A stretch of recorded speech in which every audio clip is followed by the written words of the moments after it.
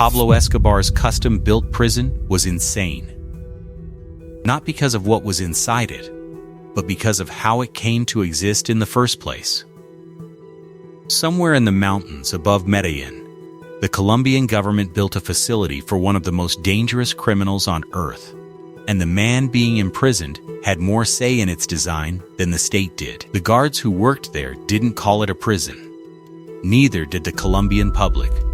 They had their own names for it: Hotel Escobar, Club Medellin, and once the full story of La Catedral comes into focus, once the political deal behind it, what happened inside those walls, and the way Escobar eventually walked right out all become clear, those names make perfect sense. Because that compound on the mountain was never really built to hold Pablo Escobar. It was built around him. But before we get into what was inside La Catedral, I need you to first understand why the Colombian government was willing to build it in the first place. Because that part of the story is just as extraordinary as the compound itself, and without it, none of what followed makes any sense. Pablo Emilio Escobar Gaviria was born on December 1st, 1949, in Rio Negro, Colombia, to a farmer father and a schoolteacher mother. He came from nothing, and by his teenage years, he was already climbing through crime, stolen cars, fake diplomas, contraband. By the early 1980s, he had transformed himself into the leader of the Medellin cartel, the most powerful cocaine trafficking organization the world had ever seen. At his peak, Escobar and his cartel were responsible for supplying roughly 80% of the cocaine entering the United States. He was worth an estimated $30 billion. He was listed by Forbes magazine as one of the wealthiest people on the planet, and he had turned the city of Medellin into something that felt at times like an active war zone. The violence connected to Escobar and the Medellin cartel was staggering in scale and brutality. Escobar employed sicarios, hired assassins, many of them teenagers from Medellin's poorest comunas, to carry out targeted killings on his behalf. He had judges assassinated. He had police officers murdered in the streets. He had a presidential candidate, Luis Carlos Galán, shot dead at a political rally in 1989. He bombed a commercial airliner, Avianca Flight 203, killing all 107 people on board. He bombed the headquarters of the Colombian secret police, killing over 50 people and wounding hundreds more. He ordered the killings of so many police officers that he reportedly paid his own men a bounty for each one they killed, and that bounty system produced results. Hundreds of police officers died during this period. Escobar's strategy was brutally simple: plata o plomo, silver or lead. Take the bribe or take the bullet.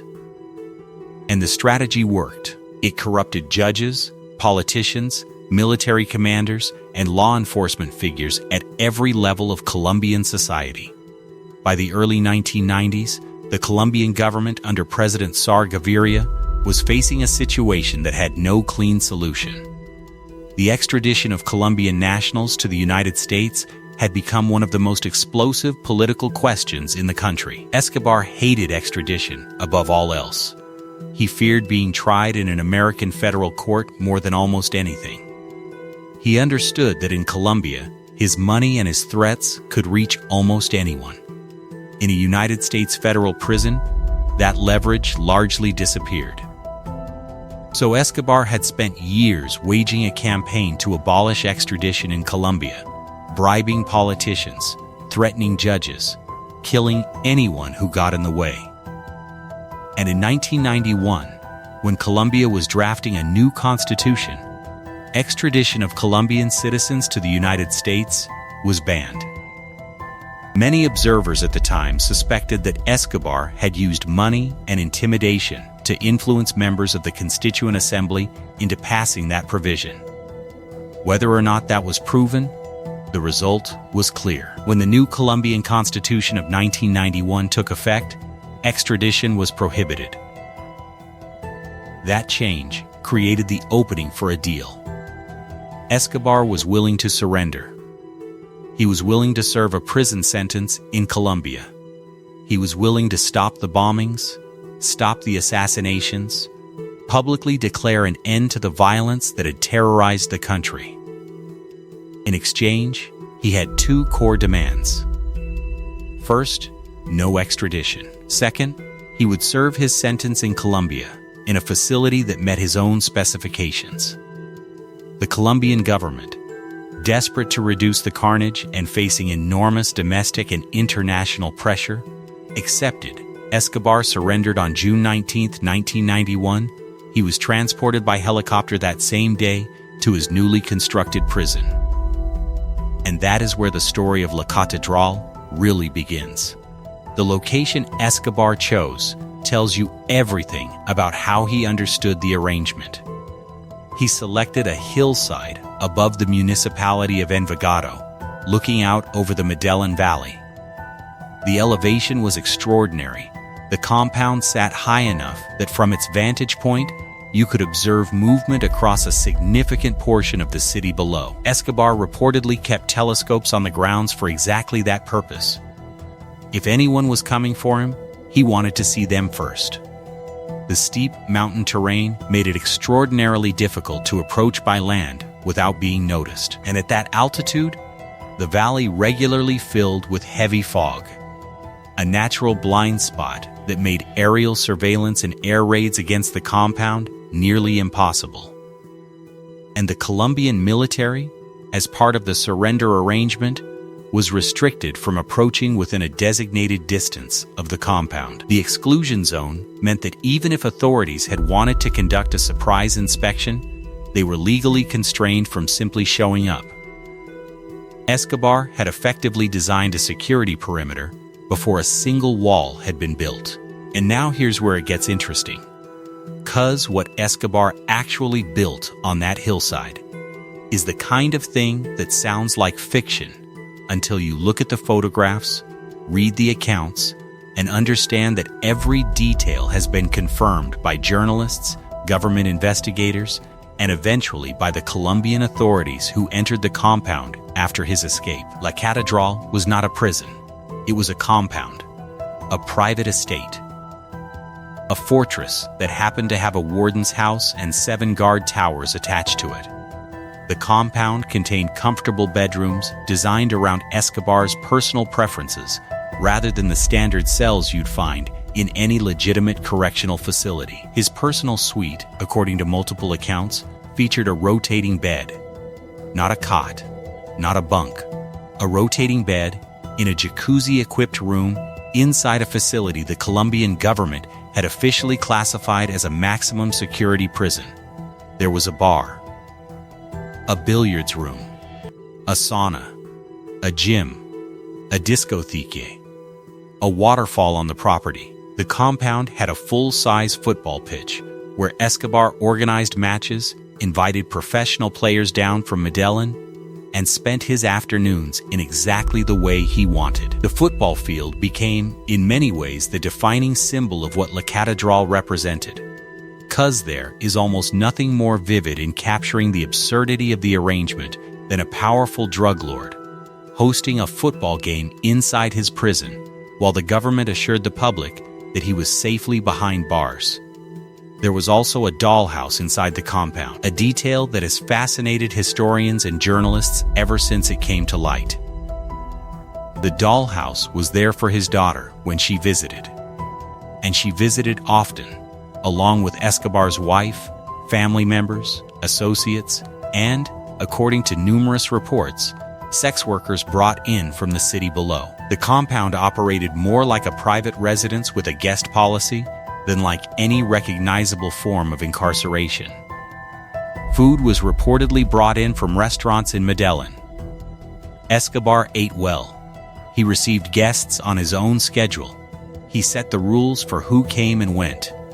And the formal prison administration had limited power to override those rules because, fundamentally, the security arrangement at La Catedral was partially controlled by Escobar's own men rather than exclusively by state employees.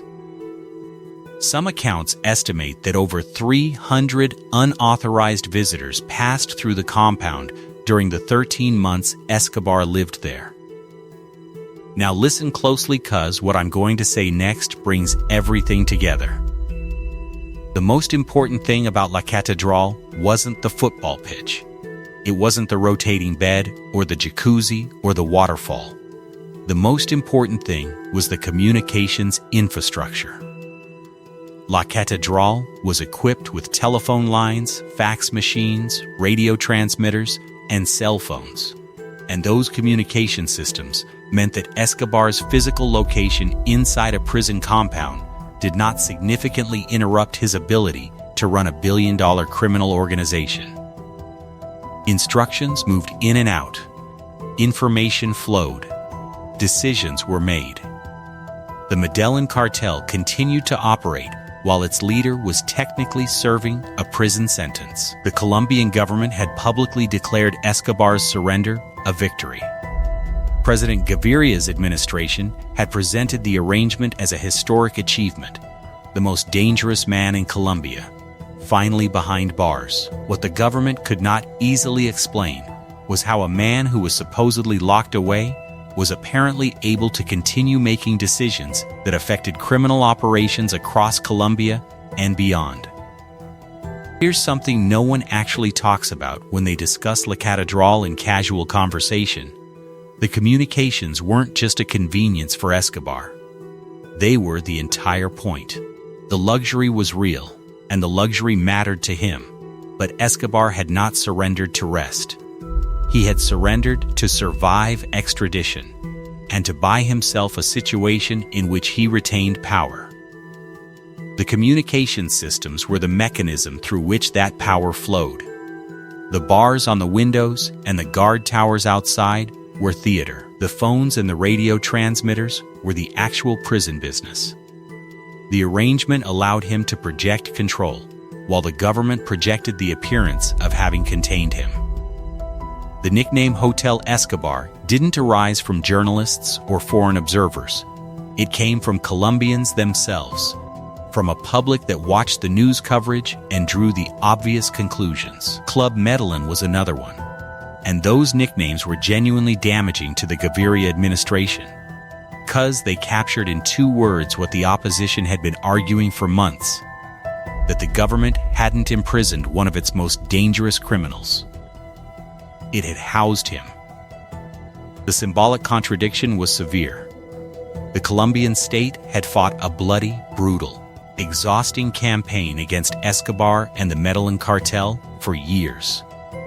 Officers had died, judges had been assassinated, civilians had been killed in bombings. And the outcome of all that sacrifice was that Escobar was now living on a mountain with a sauna and a football pitch, conducting what amounted to normal business operations, while the government tried to frame it as a law enforcement success. The military exclusion zone that surrounded La Catedral made the symbolic contradiction even worse in practical terms.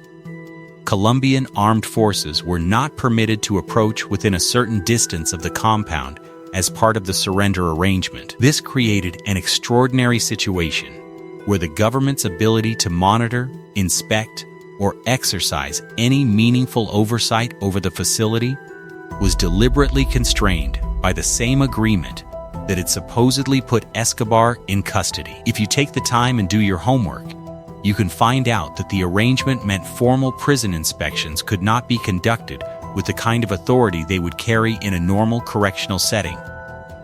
The military couldn't simply roll in and conduct a search. Escobar had negotiated himself into a position where the institution responsible for his confinement couldn't actually enforce it. Now here's where things get dark. 'Cause up to this point, the story of La Catedral is an extraordinary story of political weakness, criminal ingenuity, and spectacular privilege. But what happened inside that compound in 1992 turned it into something far more serious, and forced a reckoning that the Colombian government could no longer avoid. The Moncada and Galeano families were among the most powerful within the Medellin cartel.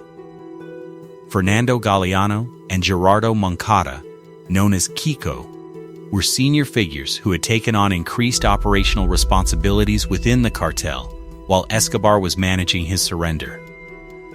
They were powerful, they were wealthy.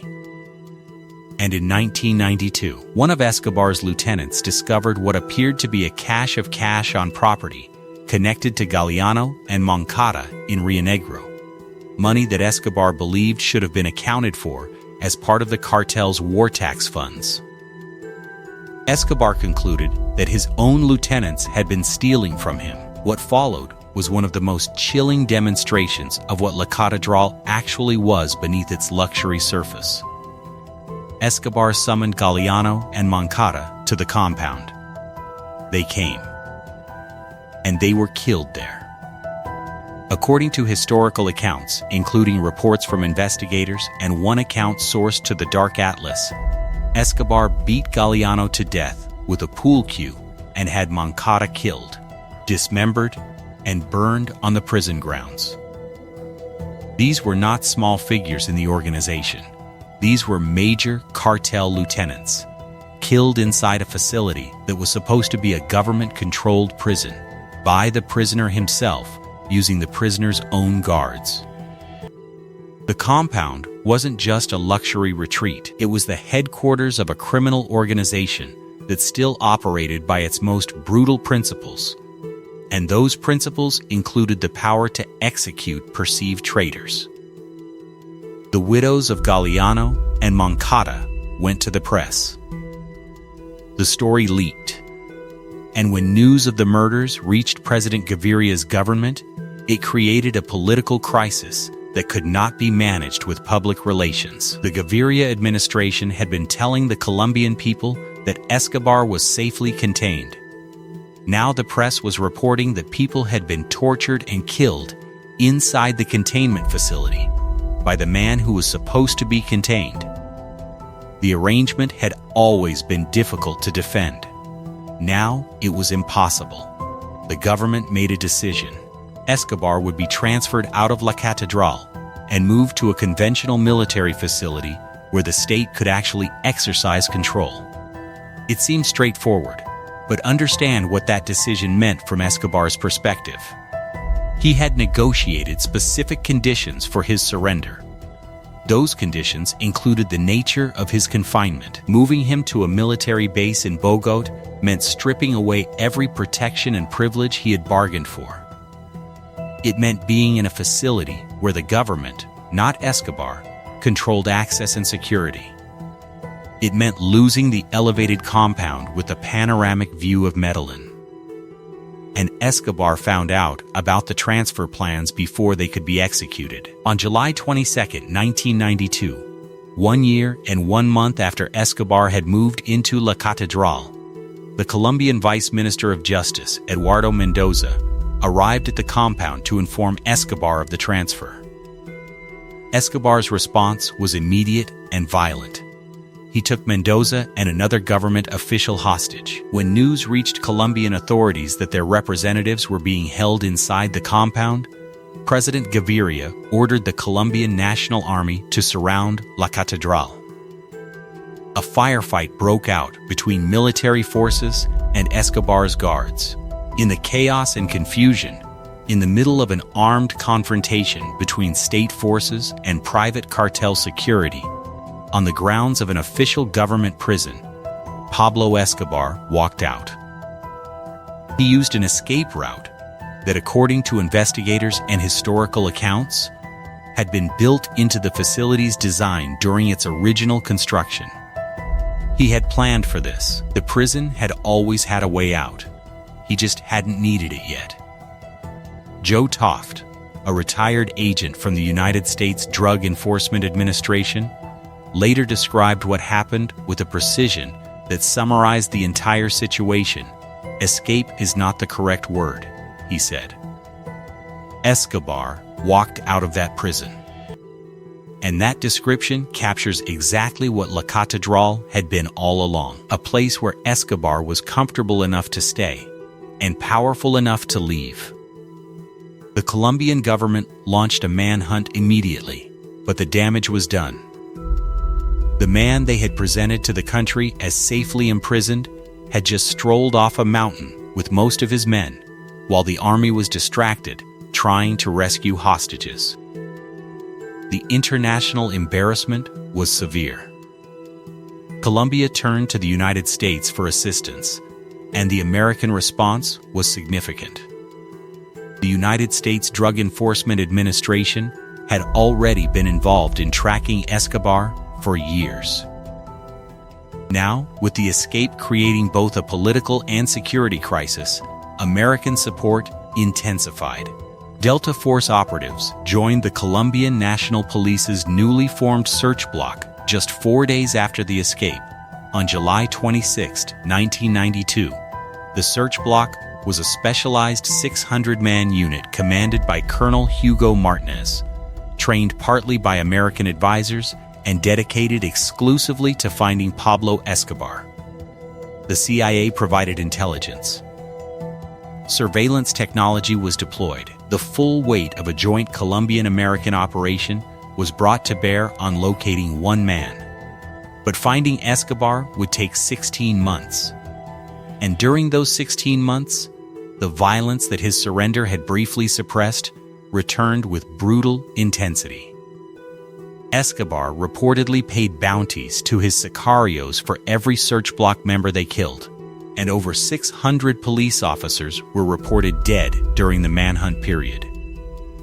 Escobar was moving constantly, rarely sleeping in the same location twice, relying on a network of contacts and safe houses across Medellin and the surrounding region. The luxury of La Catedral was gone. He was a fugitive now, living rough, constantly under pressure. Out of that chaos emerged Los Pepes, Los Perseguidos por Pablo Escobar, the people persecuted by Pablo Escobar. Los Pepes was a violent paramilitary organization whose membership included figures connected to the Cali cartel, paramilitary networks, families of Escobar's victims, and former associates whose relationships with Escobar had collapsed following the Galeano and Moncada murders. The widows of the men killed inside La Catedral were among those connected to the group's formation. Los Pepes systematically targeted everything connected to Escobar: his associates, his lawyers, his properties, members of his extended network. The group operated outside the law, and its activities represented the degree to which Escobar's escape had helped push Colombia further into a period of violent chaos where multiple armed factions were operating simultaneously. Los Pepes was not a solution to the problem. It was a symptom of how far the situation had deteriorated. But here's the part that might actually interest you. Escobar's escape from La Catedral changed his position in ways that ultimately contributed to his death, because the compound had provided him with something no fugitive life could replace: stability. Inside La Catedral, Escobar was untouchable in practical terms. He had the high ground, literally and figuratively.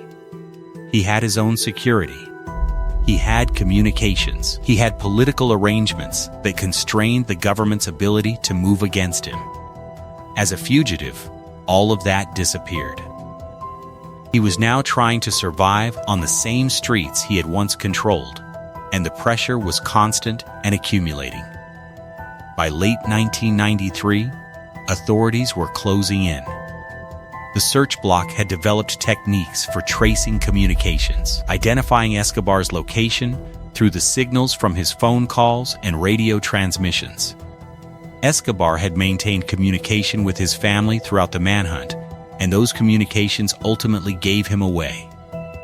On December 2, 1993, the day after his 44th birthday, Colombian authorities located Escobar in a middle-class Medellin neighborhood called Los Olivos. A confrontation ensued. Escobar and a single bodyguard attempted to escape across clay-tiled rooftops. He was struck by 3 bullets, in the torso, the leg, and a fatal shot through the right ear. The search block officially credited the shooting to their officers. Escobar's family, however, has maintained for years that he may have taken his own life rather than allow himself to be captured, pointing to a declaration he had made repeatedly throughout his life that he would rather have a grave in Colombia than a jail cell in the United States. That claim has never been definitively confirmed or conclusively refuted. Colombian authorities credit the search block with the kill. The exact circumstances of the final shot remain, to this day, a matter of dispute. And with that, the man who had built himself a mountain fortress and convinced the Colombian government to call it a prison was gone. What happened to La Catedral after Escobar's escape tells its own story. The compound was abandoned immediately following the July 1992 chaos, and then it was stripped.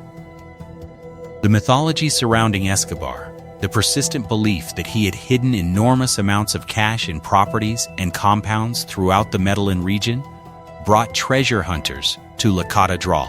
People came looking for hidden money, secret rooms, buried wealth. The Medellin cartel had reportedly written off approximately $2.1 billion annually. Losses to theft, to rats, to the elements, to the simple impossibility of managing that scale of cash. The idea that some of it might be hidden in the walls of La Catedral was irresistible to people who had very little and were searching a compound that had once been home to one of the richest criminals in history. Whether any significant discoveries were made is difficult to establish, and most claims connected to Escobar treasure hunting should be treated with significant skepticism. The compound sat deteriorating for years. The property eventually passed into the hands of the municipality of Envigado. And then, in 2007, something remarkable happened. A group of Benedictine monks took over the site. They didn't demolish it. They transformed it. They built a chapel on the grounds. They built a library.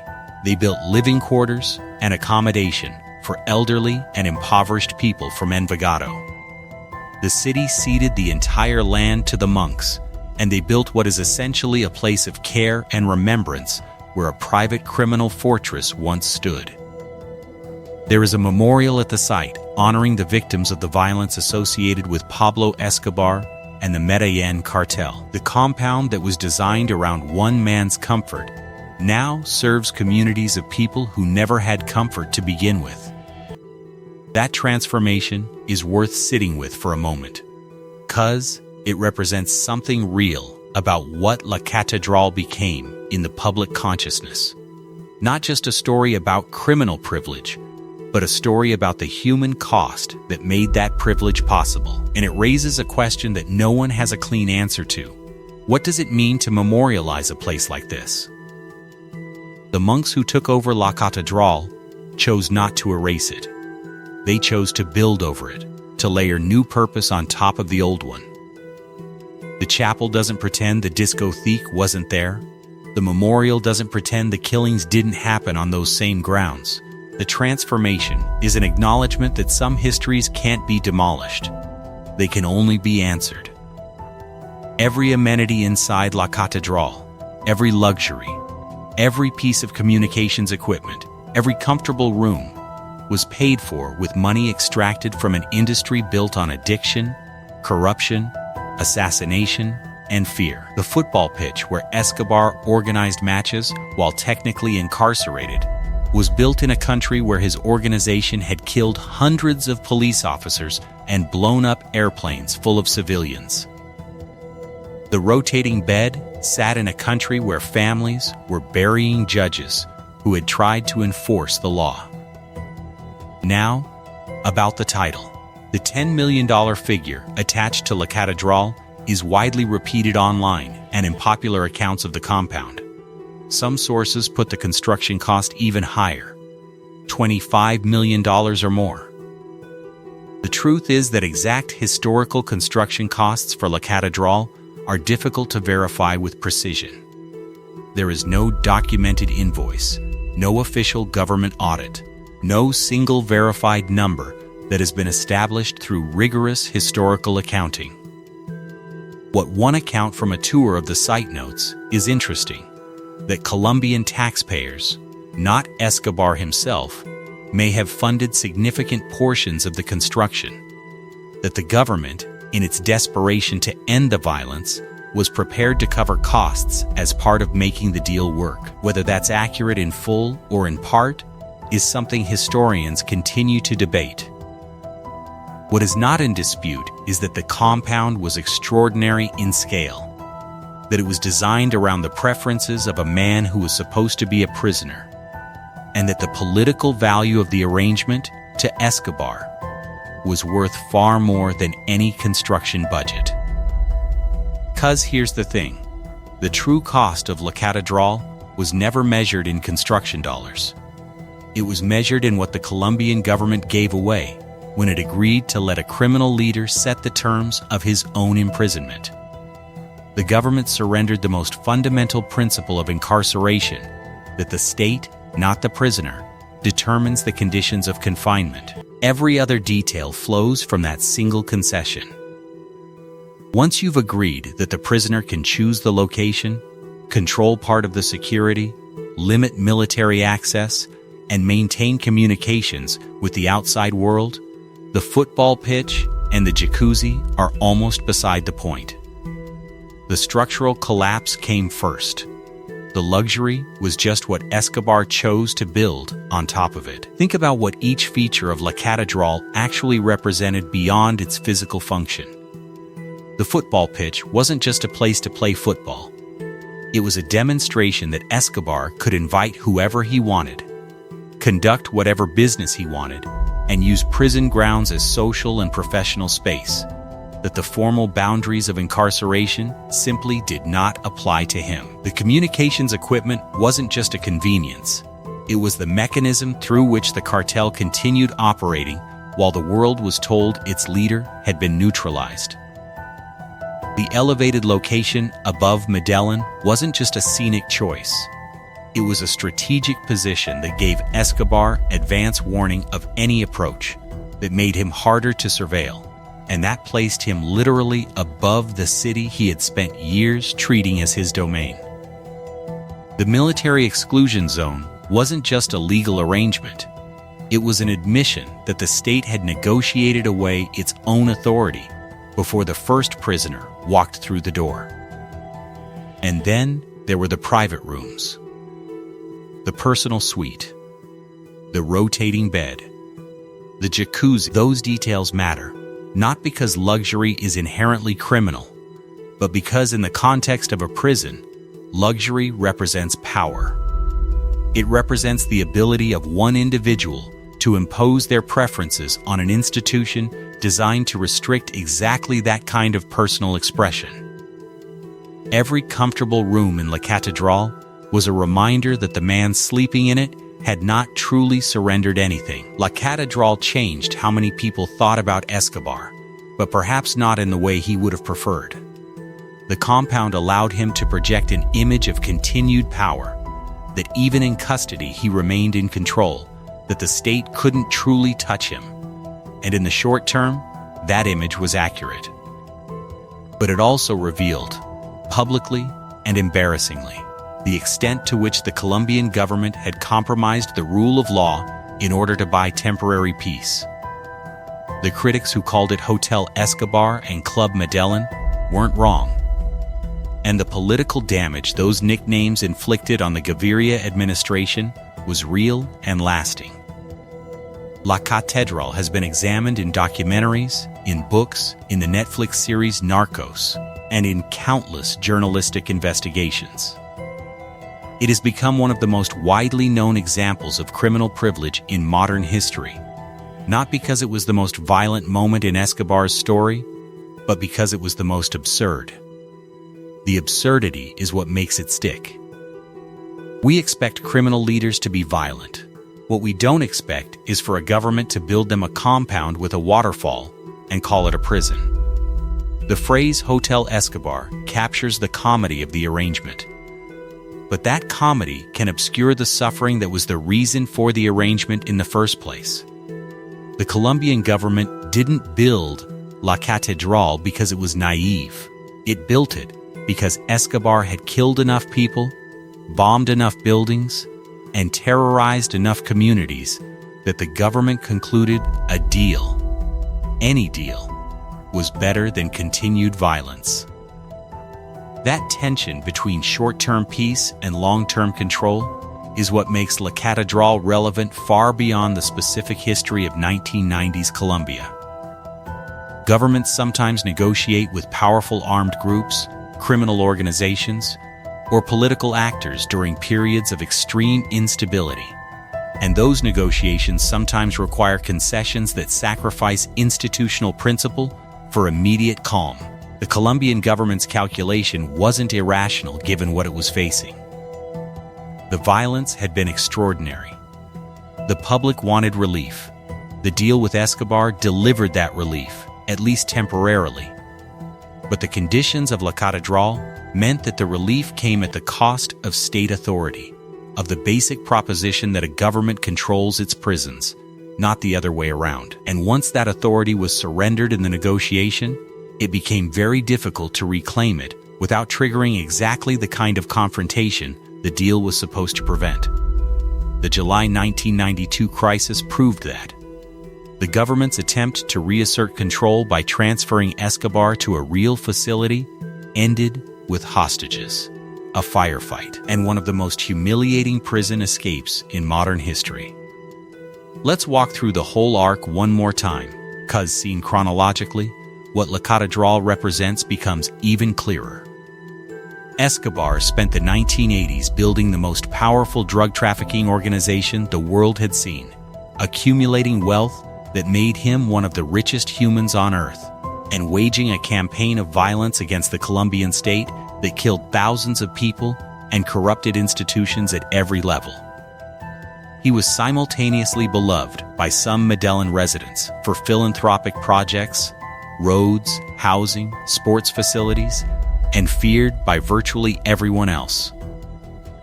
By the late 1980s, the Colombian government was at war with him in everything but formal declaration. In 1991, with a new constitution banning extradition and negotiations reaching their final stage, Escobar agreed to surrender on conditions that were almost without precedent. He would serve 5 years. He would serve those years in Colombia. He would serve them in a facility he had designed and partially controlled. The Colombian government accepted. On June 19, 1991, he was flown by helicopter to La Catedral, the compound he had built above Envigado, and the government declared victory. The bombing stopped. The assassinations of police officers slowed.